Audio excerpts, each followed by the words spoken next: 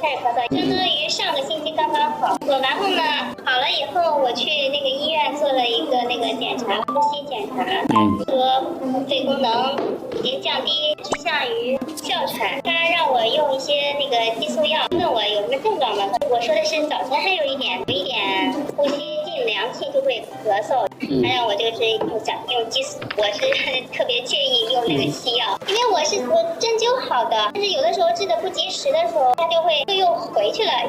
我再问一下，你说那个不是非常明确的，我再问一些情况，现在啥时间咳嗽的明显？好像就是早晨咳嗽明显。痰呢？痰是黏痰，特别黏。再一个，这个咳到厉害的时候，有没有那种哮鸣音，就是喉咙能听到那种响声的呼吸，带有哨音？有听到过。再一个，你这个平时怕冷不怕冷？没有特别明显。再一个，现在吃饭呀、休息怎么样？睡得不好。行，我看你的舌头，好，我知道了。你再把那个发过来，我看一下你这个情况，就是确定你这个病的性质，然后再给你确定用药啊。这种咳嗽，过敏性咳嗽，任何的一个诱因都可以引起你的咳嗽，知道吧？所以我就说看你的肺功能情况啊，你把那个结果发给我，我一看就知道了。